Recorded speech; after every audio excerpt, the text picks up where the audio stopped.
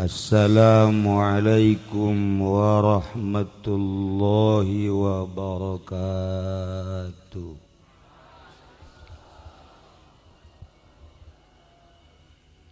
Alhamdulillah, salatu wassalamu ala rasulillah Muhammad ibn Abdillah wa ala alihi wa sahbihi wa mawalah, amma ba'du. Faqala Allah ta'ala fil Qur'anil Karim wa huwa asdaqul qailin. Bismillahirrahmanirrahim. Wa dzakir fa inna dzikra tanfa'ul mu'minin. Langkung tipayun urang sami-sami nyanggakeun puja sinereng puji ka Gusti Allah anu Maha Suci, parantos masihan tina rupa-rupa nikmat ka urang sadayana, terutama nikmat anu kacida pisan ageungna nyaeta nikmat iman sinereng Islam. Shalawat jeung salam mugia dilimpahkeun ka junjunan alam Kangjeng Nabi urang Kangjeng Nabi Muhammad sallallahu alaihi wasallam, katut ka para kaluargina oge ka para sahabat-sahabatna rawuh para tabi'in atsbat tabi'in al-mukarramun, para alimil ulama, para asatid, para rekan-rekan seperjuangan waktu di dia, khususna umumna para rekan saantero, para tokoh masyarakat, para santri, wabil khusus pisan keluarga almarhum al-maghfurlah. Nudina kesempatan ieu alhamdulillah almarhum al-maghfurlah ngundang urang.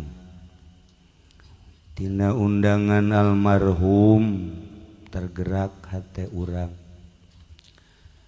ku bersihna meureun almarhum al-maghfurlah, jelema harayang ngadaruakeun kirim zikir cacak-cacak nu paehna Haji Pendi meureun dititahan ge jelema rembung lantaran di jero hatena karunggoni malulu.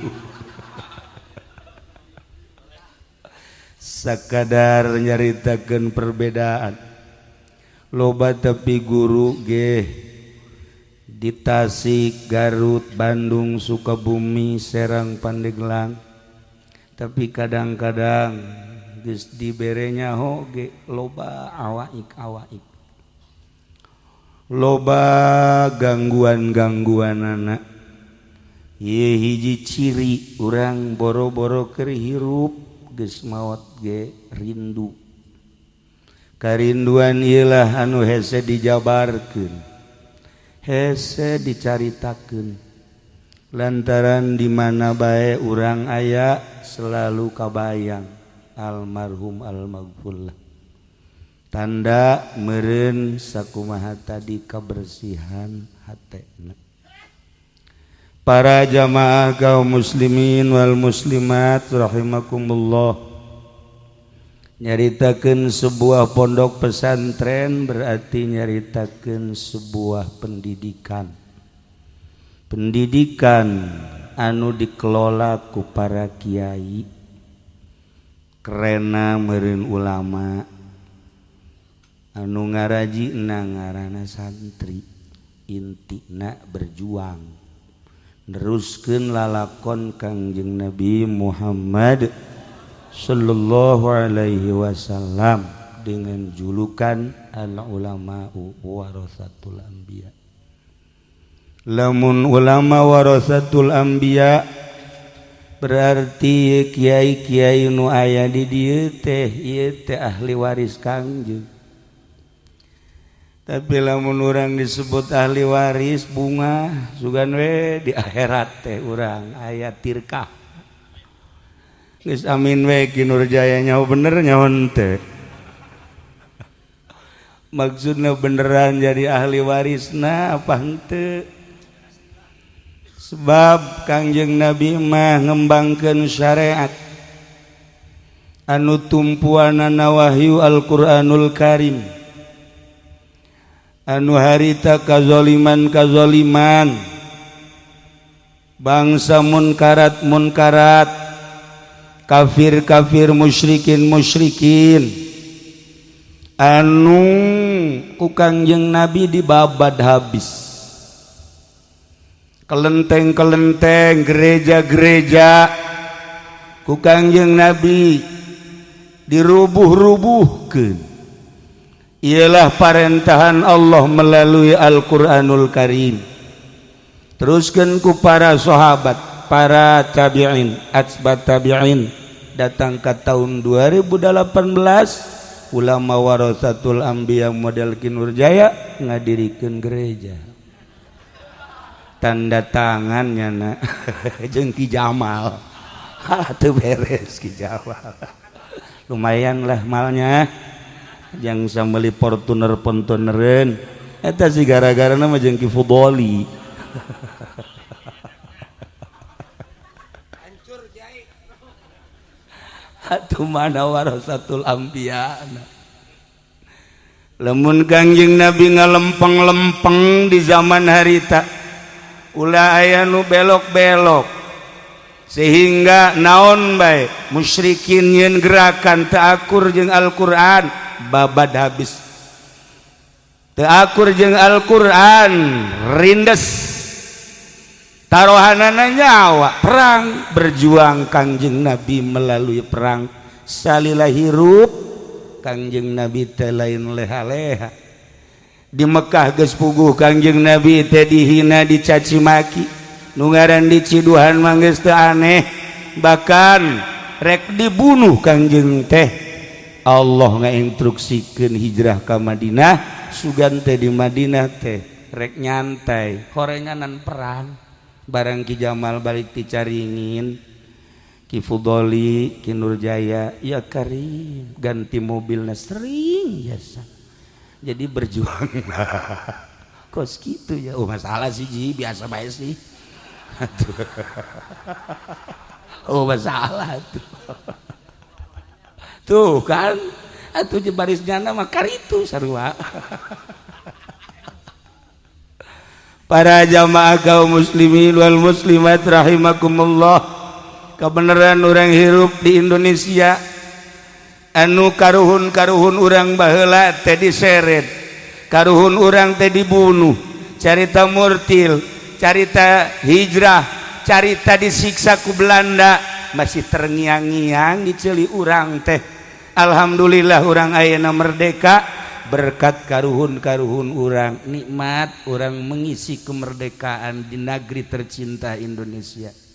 Malah alhamdulillah segala ka istana eta ge salah satu kemajuan, salah satu keistimewaan bahwa ulama diterima di tengah-tengah negara Indonesia.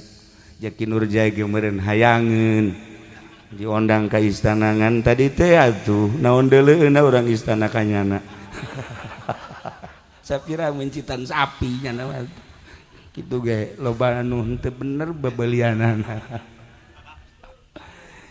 Para jamaah kaum muslimin wal muslimat rahimakumullah, di zaman Belanda sebelum merdeka pesantren tetap jaya, pesantren tetap eksis. Kiai-kiai na diseret, kiai na dibunuh, kiai na dicaci dimaki, tetapi makin dicaci dimaki dibunuh pesantren makin eksis sebab dititah teh berjuang ngalawan setan-setan, ngalawan kemungkaratan.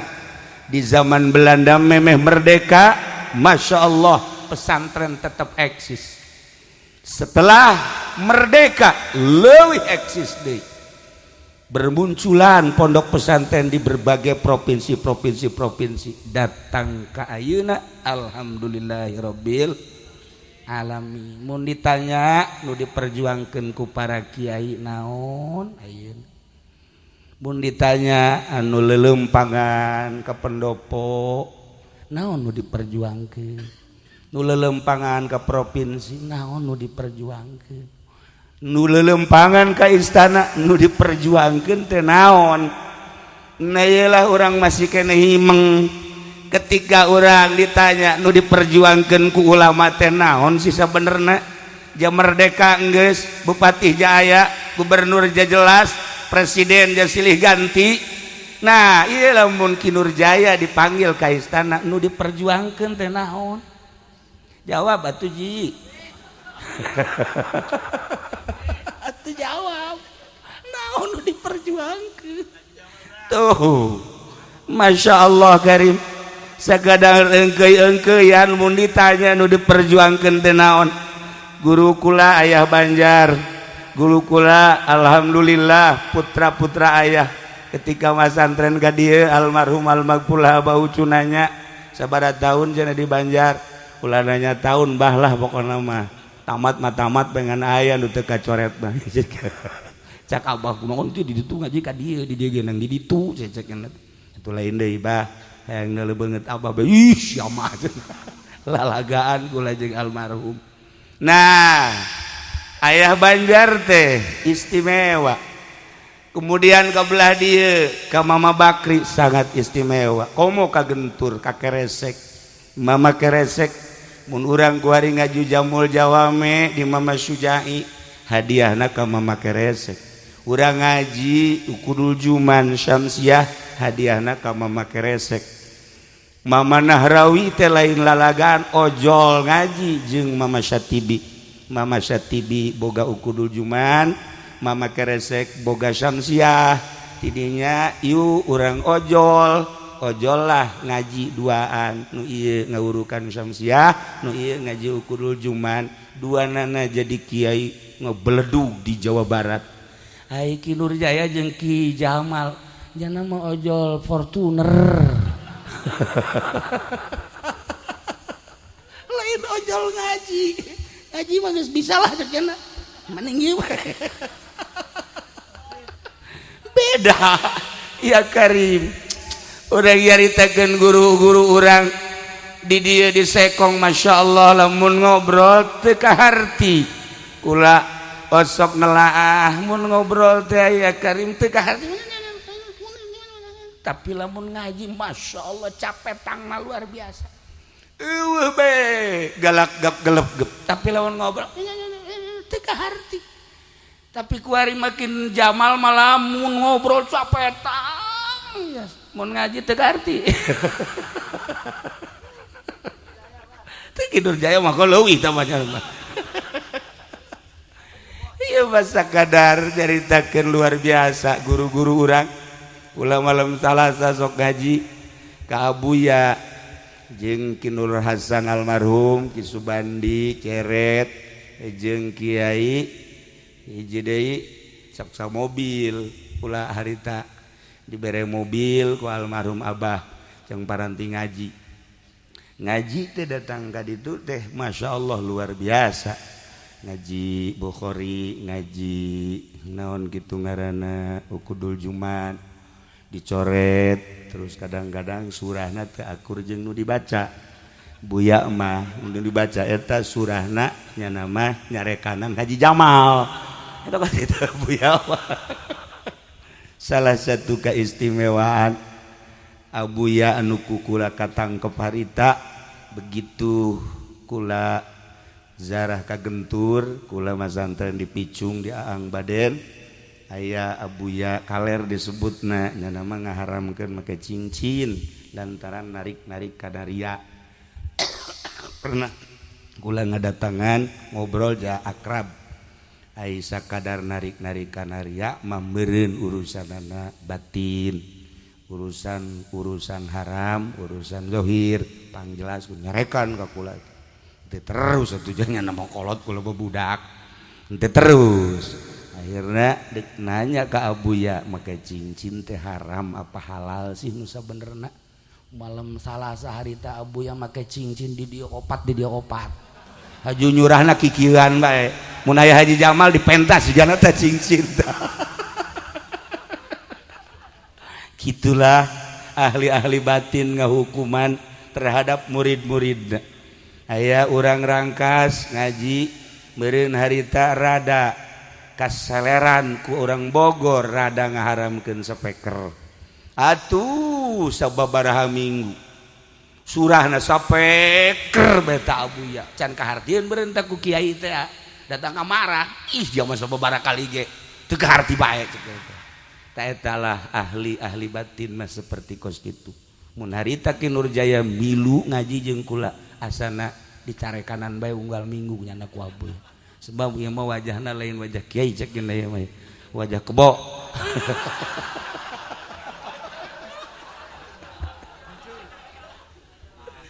gitulah guru-guru urang kadieulah alhamdulillah sangat piawai kula sering lalagaan jeung almarhum sering heureuyan jeung almarhum lantaran meureun ngarasa bahwa kula pernah di Banjar kemudian almarhum atuh jeung Abah sangat erat akrab anu luar biasa katawaduanana nu pohara akhirna sanajan kula kitu non budak tapi diajak lalagaan bae terkenanglah di hate ngaguru sanajan sakedeung pinuh ku katawaduan kapiawayan anu luar biasa.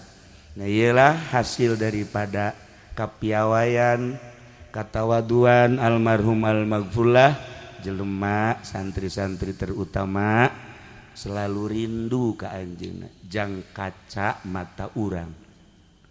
Para jamaah kaum muslimin wal muslimat rahimakumullah, ketika orang nyaritakeun perjuangan para ulama hese orang berjuang di Indonesia yang mantep lantaran berbeda prinsip negara sekuler hartina pisah antara agama jeung kahirupan negara-negara agama sementara orang anu neruskeun sepak terjang guru orang kabelah dituna Kangjeng Nabi urang Kangjeng Nabi Muhammad sallallahu alaihi wasallam kita berjuang ngembangkeun syariat melalui Al-Qur'anul Karim nu ngahiji agama jeung nagara atuh datang ka iirah ge moal kapanggih negara mah sekuler berpisah negara jeung agama lempang masing-masing geus perekonomian ge atuh disebutna kapitalis liberal lantaran metode meunang nyieun manusia kumaha ngeunahna manusia perekonomian kumaha ngeunahna manusia anu dihitung dengan sakadar untung rugi hungkul kabelah dieuna negara sekuler terpisah agama jeung negara sementara urang anu diaji ku urang timimiti sapina datang ka takrib Riyad Fathul Muin Fathul Adam lain sebagainya ieu adalah syariat mutlak menang ti Al-Qur'anul Karim ngahiji agama jeung negara datang ka iraha deuk akur aja moal kajen ku kumaha geus bantak sakumaha tadi guru-guru urang lain teu paham ngan sanggeusna paham horenganan moal ungkulan daripada urang haju hihiberan teu paruguh mendingan cara ricing we khusus ubudiyah we ka Gusti Allah. Gitulah sepak terjang guru-guru urang baik di wetan maupun di kulon sebab berbenturan ketika aya sesuatu anu ku urang rek diperjuangkeun pasti urang melalui negara perjuangan agama melalui negara saha anu endek ngabela urang DPR mana nu endek ngabela bupati mana nu endek ngabela gubernur mana nu endek ngabela sebab prinsipna anu berbeda lain berarti haju urang anti ka pamarentah lain berarti haju urang cul dog tinggal igel tetapi urang ukur urang mah urang sakikieuna nyana mah nyana sakikituna geus atuh meureun mun di duniana beda di akhiratna ge beda pastilah beda atuh pasti nyana mangke jeung Haji Pendi ka Kenca urang mah kakatuh. Gitulah para jamaah kaum muslimin wal muslimat rahimakumullah, diperjuangkan kumaha bae ge lain rek memperjuangkan agama, lain rek memperjuangkan syariat, lantaran putus perjuangan agama jeung syariat. Setelah ku urang diteliti jeung dikaji, baca ku urang, ngobrol urang, telaah ku urang, moal kapanggih datang ka kumaha oge. Geus sabaraha menteri nu talar Quran, sabaraha gubernur talar Quran, di DPR teh talalar Quran, tetapi Quran tinggal Quran lantaran kandas eueuh nu rek memperjuangkeun agama di Indonesia. Hanya ieu nu memperjuangkeun agama. Innalillahi ibadan sayyidina Gusti Allah ngabogaan hamba-hamba anu hamba-hamba eta berbeda jeung nu sejen nya nama anu selalu diciptakeun ku Gusti Allah teh jang hadaman Allah, anu diciptakeun ku Gusti Allah teh jang cinta ka Allah, anu diciptakeun ku Gusti Allah teh jang bener-bener rindu ka Gusti Allah, anu diciptakeun ku Gusti Allah teh jang tingalieun umat bahwa nyana adalah bener-bener memperjuangkan Allah di tengah-tengah jelema, tengah-tengah masyarakat, tengah-tengah negara anu keur teu memperjuangkan agama tapi cul bae. Ya Allah, aya Kiai Haji Jamal memperjuangkan agama jeung Ki Fudoli unggal peuting beda-beda panggung. Sugan teh perjuangan agama horenganan ganti mobil. Masalah siji biasa bae sih. Alhamdulillahirabbil alamin ku sakitu ge geus luar biasa. Nah iyalah para jamaah jang sakadar gambaran. Jang sakadar gambaran oh gitu horenganan. Manta kaju Mama Bakri cicing, Ayah Banjar cicing, Mama Syatibi cicing. Abuya lain teu paham haju cicing. Di dieu almarhum almaghfurlah haju cicing. Abah almarhum teh keur mah aya tetesan-tetesan kenegaraan. Tapi haju kabelah dia na cicing, haju ki Nurjaya ge cicing, cicing nama pertama odop saudara lain. Tijaho janda. Seperti eta jang sekadar skema gambaran. Yuk urang berjuang melalui pondok pesantren pendidikan agama anu dilanjut ku para kiai-kiai anu terus tiba heula datang ka ayeuna encan pernah putus di Indonesia. Urang bersyukur alhamdulillahirabbil alamin. Nah lamun urang ngadengekeun tadi naon kitu ngaranna alunan suara Kiai Badus Salam mun tadi nyaho kitu mah duetkeun jeung Haji Pendi. Gula hayang nyaho duet kitu tah kumaha coba reaksina. Nyada di jalan ge geus ngomong bae bisi Badus Salam bejaan duetkeun. Cekulat teh lain diduetkeun, adukeun habak. Suara eta sangat mendukung ketika urang maca Quran. Tambah ku makharijul huruf, ditambah ku seni-senina. Geus jelas Kangjeng Nabi nitah abeh urang teh betah maca Quran teh. Urang ngadengekeun Kiai Badus Salam, Kiai Rajib jeung nu sejenna. Abet teh betah. Coba ngadengeun si eta. Coba ya. 5 menit bae. Asana perep daratan mah. Aya nu ngeunaheun ngajina, aya nu ngeunaheun cicingna. Nah isi mah ngeunaheun cicing.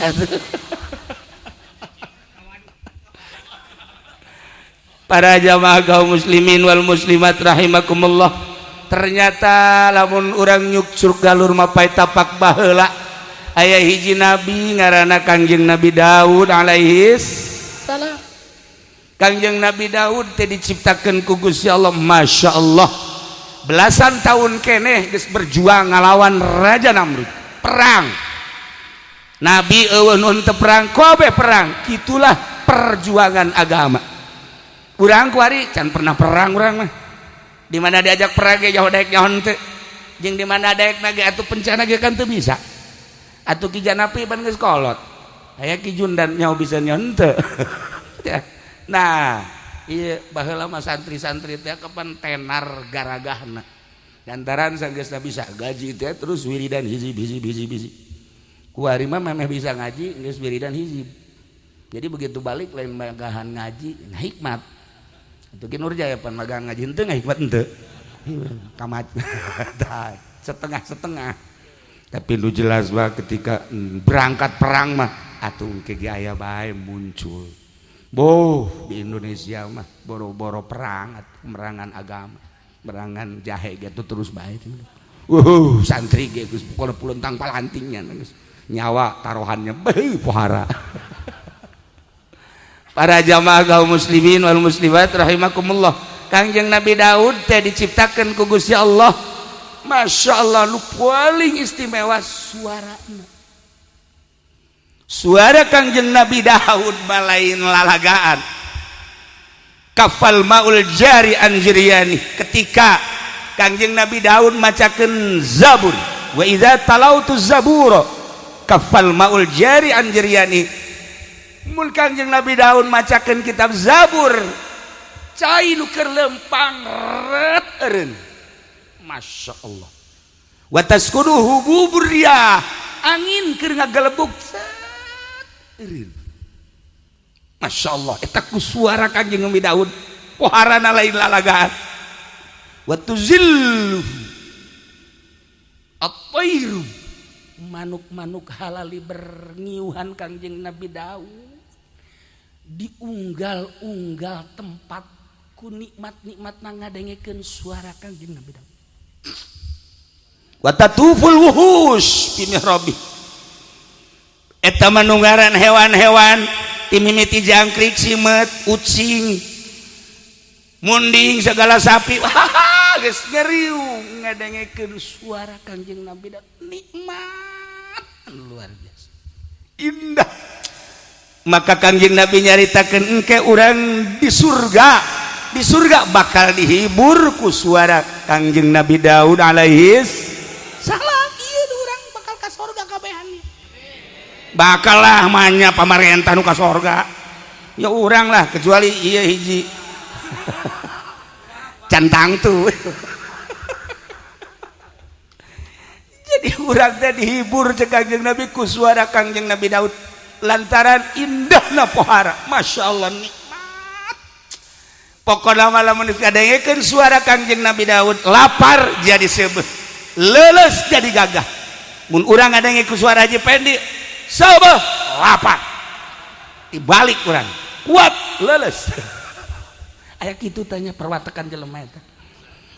Dibalik jasa itu mah Jamal.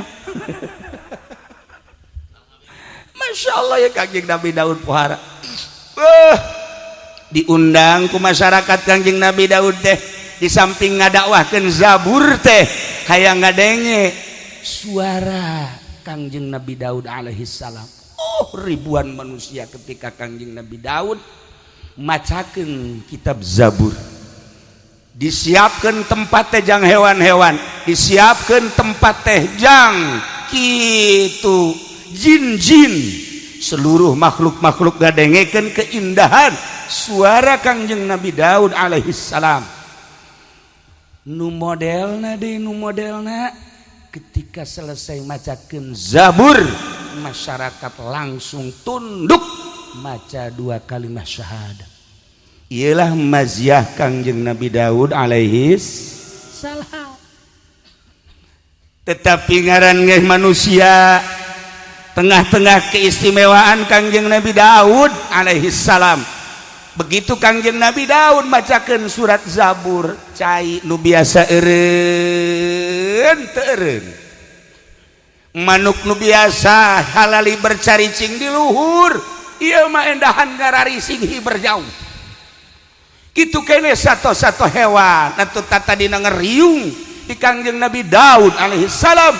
Saat eta Masya Allah hewan sing belecir teu daek gadengekeun. Urang lamun nyaritakeun Imam Haram aya urang Garut Kiai Siroj jadi Imam Haram Mekah. Masya Allah pernah nyana jadi imam ruku sujud ruku deui makmum masih keneh nangtung keneh bae percis ki soleh Banten. Jadi di Indonesia nu suarana bagus teh loba nu sabenerna nu dipasang di Mekah. Konon ayeuna aya deui nu terpilih insyaallah nu bakal jadi imam haram urang Indonesia. Ku ari keur kompetisi di Mekah tina suara makharijul huruf lagam dan lain sebagainya tina 40 kori Indonesia aya hiji nu terpilih kuari keur digodog encan dimunculkeun ke bakal timbul jadi imam haram insyaallah ialah Raja Salman nu ayeuna turunan ti mana turunan Ki Ahmad Khatib Syambas Kalimantan. Nah masih kena digodog ayeuna ge aya kekurangan saeutik deui mah tetapi geus lulus jadi nilaina kudu 90,100 nah ieu nilaina 89 kurang hiji. Nah hai Ki Jamal nilaina teh nya nama teu kudu 100 menang 30 bae ge lulus tapi menang 3 doang teu lulus kudu diduetkeun jeung Ki Nurjaya di luhur kebo tapi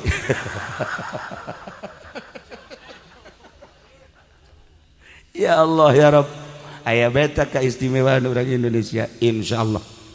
Nah Kangjeng Nabi Daud ngahulang aya naon ieu cek Kangjeng Nabi Daud suara ieu keneh jelemana aing keneh haju diangkat Nabi ku Gusti diangkat Rasul ku Gusti kunaon ieu jadi kieu bacakeun deui ku Kangjeng Nabi Daud Masya Allah nu kamari mah cai teh sakadar teu eureun kuari mah kenceng teu daekeun ngadengekeun manuk kitu keneh satu hewan sing belecir teu daekeun ngadengekeun ajib heran Kangjeng Nabi Daud saminggu manehanana tadarru ka Gusti Allah tahazzun wa tahassur ya Allah ya Rabb aya naon ieu teh terus Kangjeng Nabi Daud macakeun deui lain makin mantap tetapi makin ditaringgalkeun jelema geus teu darekeun ngadengekeun nu tadina diondang nyana ku masyarakat ku ari mah geus eueuh nu ngondang nu tadina ketika nyana macakeun masyarakat ya Allah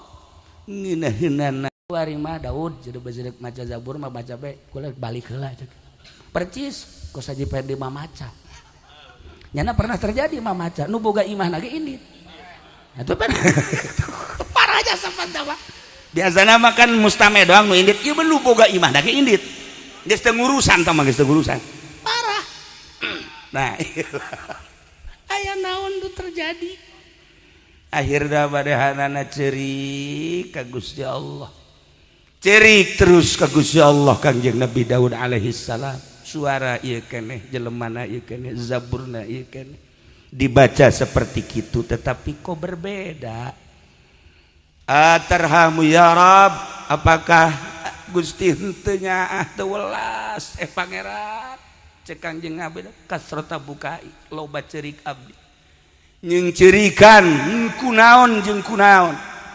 bertanya-tanya Kangjeng Nabi Daud teh tapi can dijawab bae ku Gusti Allah teh nanya deui ka Gusti Allah can dijawab nanya deui ketika Gusti Allah ngajawab hei Daud boro-boro pangkat maneh aing nyiptakeun Adam di sorga manusia nu pertama ku aing diistimewakeun sagala rupa sorga jang Adam setelah eta keung nyana sorangan diciptakeun ku aing pamajikanana nikmati ku maneh ta sorga jeung pamajikan maneh asal ulah maksiat sia ka aing cek Gusti Allah ketika Kangjeng Nabi Adam menikmati segala rupa di sorga digodalah ku setan maksiatlah menurut zohirna Kangjeng Nabi Adam Kangjeng Nabi Adam dikutuk ku Gusti Allah turun sia Adam keluar sia ti sorga Adam bawa pamajikan sia ulah mawa sahlai pun pakaian sorga lain milik maneh mahkota sorga tenden di sorga maneh turun ke hadap sataranjang sebab maneh geus teu nurut ka aing cak Gusti Allah turunlah Kangjeng Nabi Adam tah Daud Adam nu sakitu istimewana turun atuh komo sia Kangjeng Nabi Adam ngahulang mantak horeganan suara teh suara bae makrod mah makrod bae ilmu mah ilmu bae maziah mah maziah bae ketika orang boga salah ka Gusti Allah teh saeutik koreganan boro-boro kakarak ustad boro-boro kakarak kiai dikiaikeun ge nyaho bener nya henteu Kiai Haji Nurjaya Ustad Haji Jamal, Ustad Bajingan Fudoli, tambahnya nama dua bajingan. Itu kakarak Ustad Kiai. Sakitu geus jadi mama ge. Masya Allah karim maziah tinggal maziah sinar ilmu dicabut ku Gusti Allah. Eueuhna naonan. Sakumaha tadi. Majlis sakitu gedena, pasantren sakitu agrengna. Tetapi maziah dicabut ku Gusti Allah percis kos dicabutna maziah suara nu aya di Kangjeng Nabi Daud alaihi salam. Langsung Kangjeng Nabi Daud ceuri ka Gusti Allah, cek Gusti Allah maneh kunaon inget ka kaulangan sakadar inget hungkul teu inget kada dosa jeung kasalahan anjeun. Aing mah teu kudu diinget-inget, geus sia inget bae. Komo aing teu diinget ge aing mah inget bae ka sia.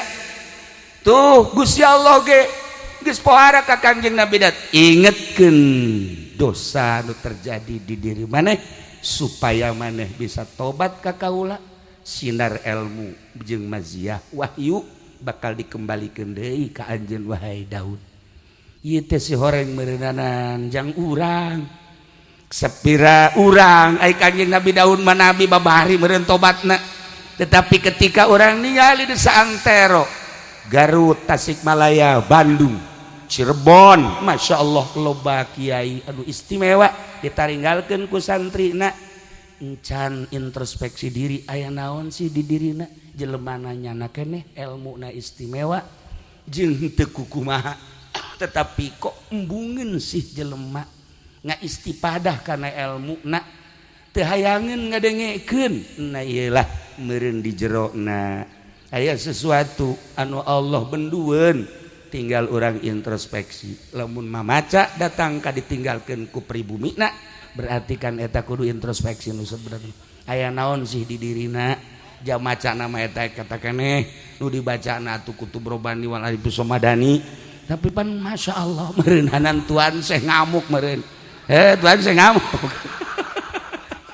Iyalah para jamaah kaum muslimin wal muslimat rahimakumullah, sekedar jang gambaran kade suara anu bagus di Kangjeng Nabi Daud nu dicabut keistimewaan Kangjeng Nabi Adam anu Kangjeng Nabi Adam diturunkeun kemudian loba buya jeung mama-mama komo kakara kiai jeung ustad mah anu dicabut ku Gusti Allah maziahna encan kukumaha tinggal introspeksi diri aya naon di diri urang maka urang cari coba teangan coba naon kasalahan-kasalahan urang aya dokterna dicoba urang datang ke dokter anu bisa nganyahokeun sebab kula bagi kula kadang-kadang hayang seuri kadang-kadang kaget kadang-kadang mah jib kumaha kaajibanana baheula di zaman Gus Dur selalu nyahueun bae kemudian kuari ka Habib Lutfi naon bae nu terjadi kadang-kadang nyahueun ieu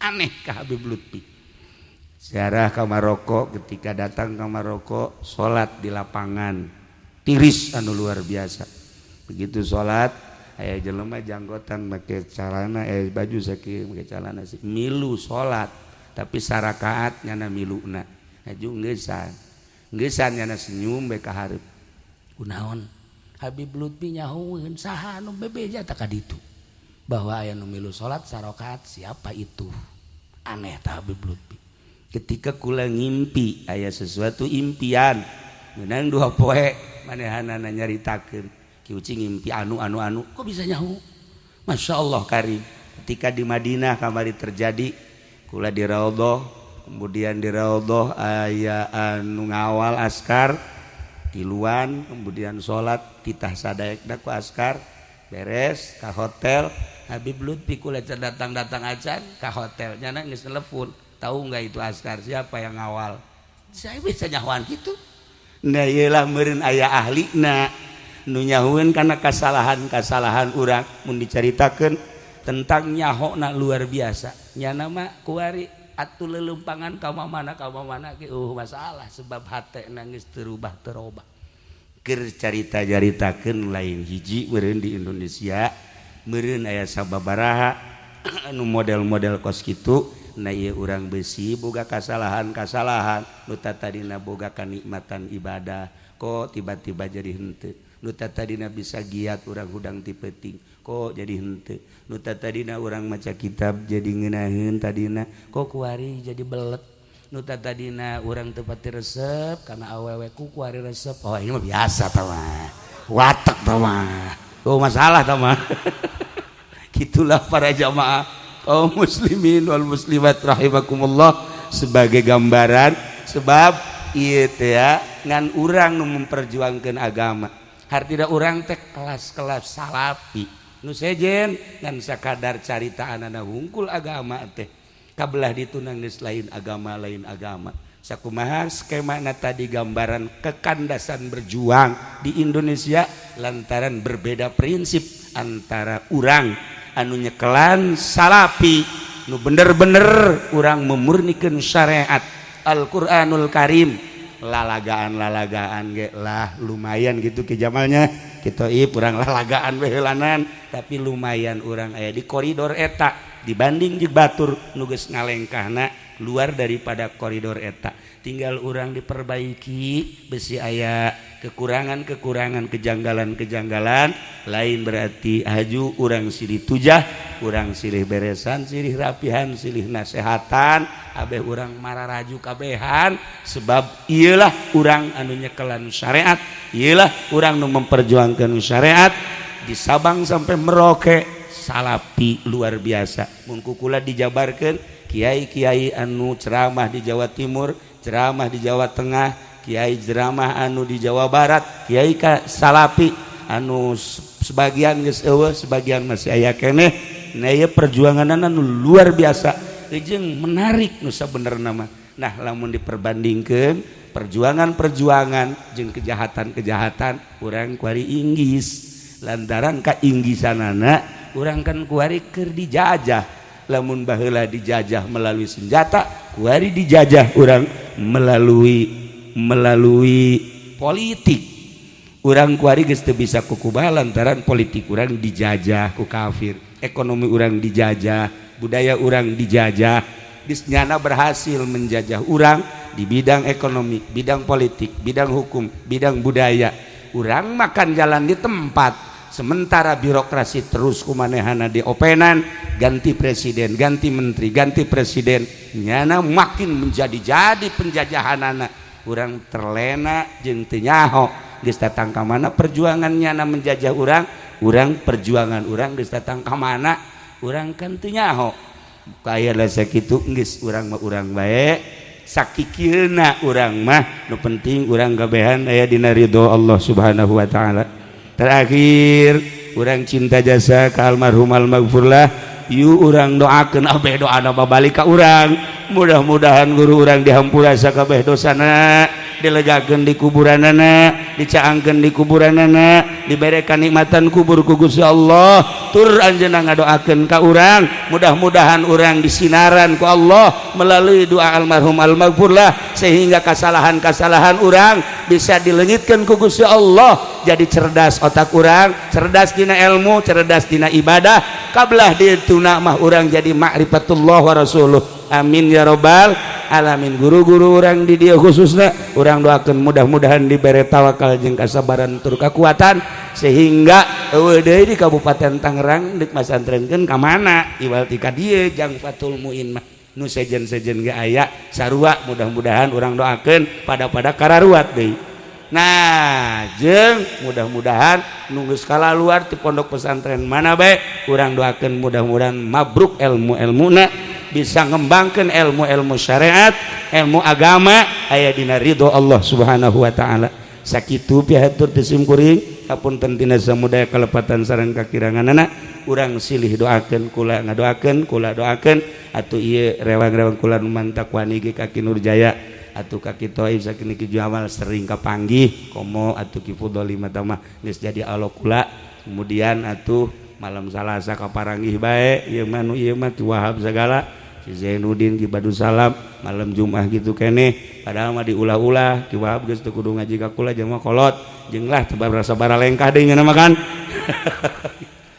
tapi ngaji kene bae jeung sajabana sagala kiator jeung nu sejen-sejena geus mererenan urang kualiba sakali deui urang ulah aya suuzon ulah aya pesimis urang silih rojong silih doakeun jeung urang silih pihanean sakitu wallahul muwaffiq ila aqwamit thoriq wassalamualaikum warahmatullahi wabarakatuh Allahumma shalli wa sallim ala sayyidina Muhammadin fil awwalin wal akhirin barik wa sallim wa radiyallahu ta'ala an sadatina ashabi sayyidina Rasulillah ajma'in ya Allah ya rabbal alamin Allahumma arinal haqqa haqqan warzuqna tiba'ah wa arinal batila batila warzuqna jinabah wa la taj'alhu mutashabbihan alaina fanattabi'al hawa Allahumma ihdina siratal mustaqim Allahumma ihdina siratal mustaqim Allahumma ihdina siratal mustaqim صراط الذين أنعمت عليهم من النبيين والصديقين والشهداء والصالحين وحسن أولئك رفيقا ذلك الفضل من الله وكفى بالله عليما اللهم ارحم أمة سيدنا محمد اللهم اجبر أمة سيدنا محمد اللهم أصلح أمة سيدنا محمد اللهم فرج عن أمة سيدنا محمد صلى الله عليه وسلم اللهم انفعنا بما علمتنا وعلمنا ما ينفعنا وزدنا علما ويقينا وزدنا علما ويقينا وزدنا علما ويقينا والحمد لله على كل حال ونعوذ بالله من كل حال أهل النار ربنا تقبل منا إنك أنت السميع العليم وتب علينا إنك أنت التواب الرحيم وصل وسلم على جميع الأنبياء والمرسلين والحمد لله رب العالمين تقبل يا كريم